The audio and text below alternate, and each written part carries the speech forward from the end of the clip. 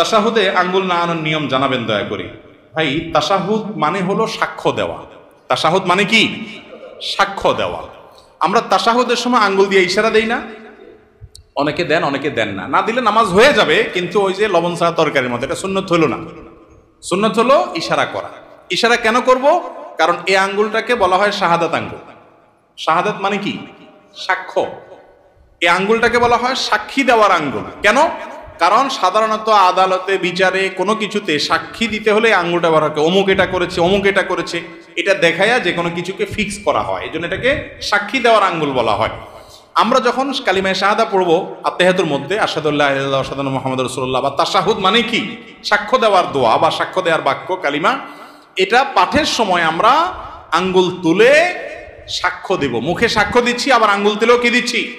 আমি সাক্ষ্য দিচ্ছি যে আল্লাহ ছাড়া কোনো সত্যিকারের কোনো মাবুদ নাই, মুহাম্মদ সাল্লাল্লাহু আলাইহি ওয়াসাল্লাম আল্লাহর গোলাম এবং রাসূল। এই কথার কি দিচ্ছি? সাক্ষ্য দিচ্ছি। মুখে সাক্ষ্য দিচ্ছি, আবার আঙ্গুল তুলেও কি দিচ্ছি? সাক্ষ্য দিচ্ছি। এজন্য তাশাহুদের সময় আঙ্গুল তোলাটা কি? সুন্নাত। তাশাহুদ পাঠের সময় আঙ্গুল তোলা কি রে ভাই? সুন্নাত।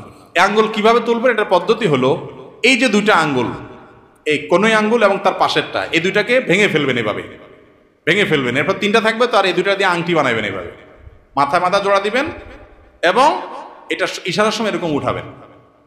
বুঝতে পেরেছেন? আবার আপনার তাশাহুদ পড়া শেষ বা বৈঠক শেষ, তখন আপনি কি করলেন? আবার এটাকে স্বাভাবিক করে ফেললেন। কথা বুঝতে পারছেন তো? অনেকে আবার বলে আশহাদু আল্লাহ ইলাহা ইল্লাল্লাহ করে উঠাইতে হবে। ওই টাইমে না হলে একটু এদিক সেদিক হলে ইমান চলে যাবে। ইমান এত সস্তা জিনিস, এটা ভুল ধারণা। বুঝতে পেরেছেন? যে না, এই টাইমে না হলে, টাইমিং উল্টাপাল্টা হলে আবার ঝামেলা আছে, বাবা দরকার নেই, থাক, এটা তো সুন্নত কাজ নাই করলাম, এরকম অনেকেই করেন। এটা ভুল ধারণা। বরং এই তাশাহুদের সময় আপনি আঙ্গুল উঠে ইশারা করবেন। অনেক ভাই আঙ্গুল নাড়াচাড়া করে না। ওলামা একরাম নাড়াচাড়া করার কথা বলেন, কারণ একটা হাদিসে আছে যে এই আঙ্গুল নাড়ানোটা শয়তানের উপরে লোহার আঘাতের চাইতে কঠিন হয়। এই জন্য ভালো করে নাড়ায় শয়তানরা আঘাত করে নেয়। বুঝতে পারছেন? কিন্তু এক্ষেত্রে দুইটা মত, যদি অনেক ওলামা একরাম বলেছেন যে নাড়াইতে থাকা এবং এটা শয়তানের জন্য বেশি কঠিন হয় লোহার আঘাতের চাইতে বা এই জাতীয় আঘাতের চাইতে।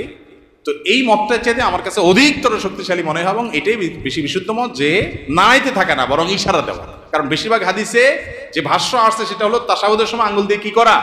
ইশারা দেওয়া। ইশারা কিন্তু নাড়াইলে হয় না। নাড়াইলে ইশারা হয় না। দলিল উনি আমল করলেন, কিন্তু হাদিসে বেশিরভাগ কিসের কথা আসছে? ইশারার কথা আসছে, নাড়ানোর কথা আসে নাই। আর তাছাড়া সালাতের মধ্যে যে খুদু অবলম্বন করা, সুকুনের সাথে থাকা, এটার সাথে এটা যায় না। সব মিলিয়ে আঙ্গুল ইশারা করা তাশাহুদের মধ্যে এটা একটা সুন্নত কাজ, একটা ভালো কাজ, যেটা আমাদের বেশিরভাগ মুসল্লি ভাইরা করেনও না। এটা করা উচিত আমাদের।